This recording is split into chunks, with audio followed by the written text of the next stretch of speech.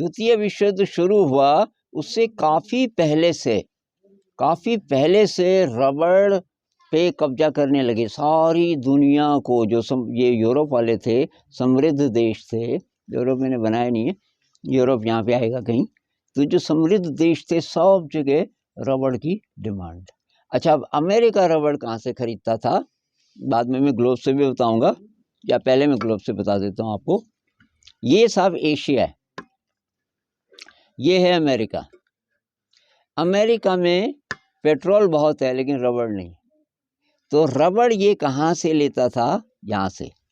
भारत में थोड़ा बहुत होता था, और इस इलाके में ये फिलीपींस है, इंडोनेशिया है, ये भारत है। इस इलाके में इसी से समझिए आप, रबड़ सबसे ज़्यादा दुनिया में यहाँ होता था। अब ये एक जगह है हवाई द्वीप समूह, क्या यहाँ उनका एक बंदरगाह था, बंदरगाह कहते हैं जहाँ पानी का जहाज रुकता है, उसका नाम था पर्ल हार्बर।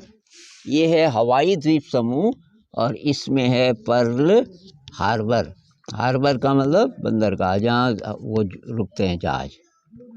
अमेरिका क्या करता था, यहाँ पे उसका अड्डा था बहुत बड़ा, बहुत ध्यान से सुनिए। यहाँ से जो रबड़ के जहाज आए भर के, तो पहले यहाँ आते थे, कहाँ, हवाई द्वीप समूह का नाम नहीं लिखा मैंने, उसके अंदर ये जो खास जगह है जहाँ इनके जहाज रहते थे, उसका नाम है पर्ल हार्बर। वहाँ से फिर वो अमेरिका जाते थे, है ना, यहाँ पे उनका अड्डा था। और एक कौन है, जापान। तो द्वितीय विश्व युद्ध की जब शुरुआत होने लगी, अभी हुआ नहीं था शुरू, लेकिन कुछ पार्टियां समझ आने लग गया था कि दुश्मन कौन है, दोस्त कौन है।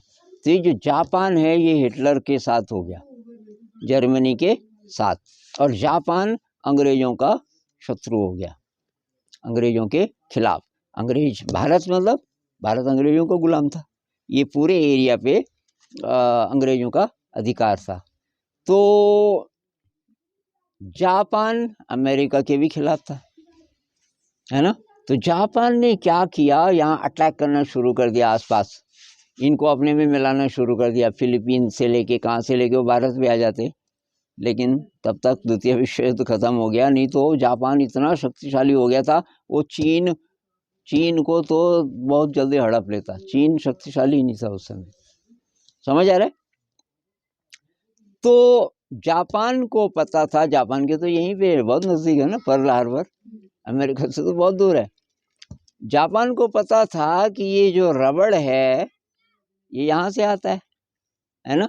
उसकी मात्रा बहुत कम हो गई थी क्योंकि बहुत लोग ले रहे थे, और अमेरिका के पास वैसे भी बहुत कम रबड़ पहुंच रहा था, है ना। काफ़ी पहले से 1920 के आसपास, मतलब प्रथम विश्व युद्ध जब शुरू हुआ तभी से अमेरिका समझ गया था कि यहाँ से अगर हमें रबड़ ना मिले हम क्या करेंगे, है ना।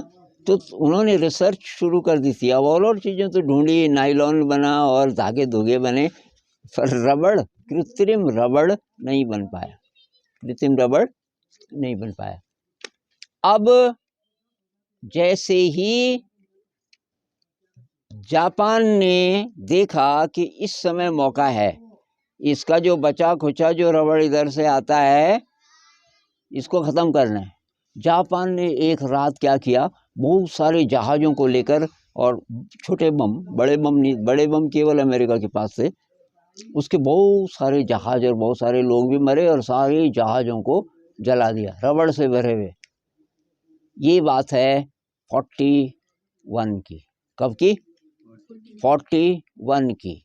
अब अमेरिका ने कहा कि ये तो अब हमेशा ही ऐसा कर सकता है, अब हम जापान को ख़त्म भी कर दें तभी भी रबड़ कहाँ से लाएंगे, हम देश को चलाएंगे कैसे, है ना, रबड़ तो ढूंढना पड़ेगा।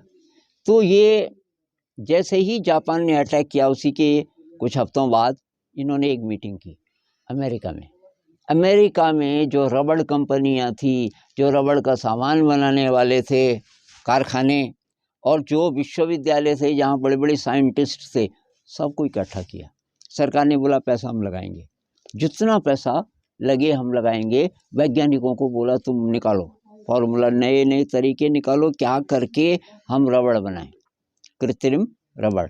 और जो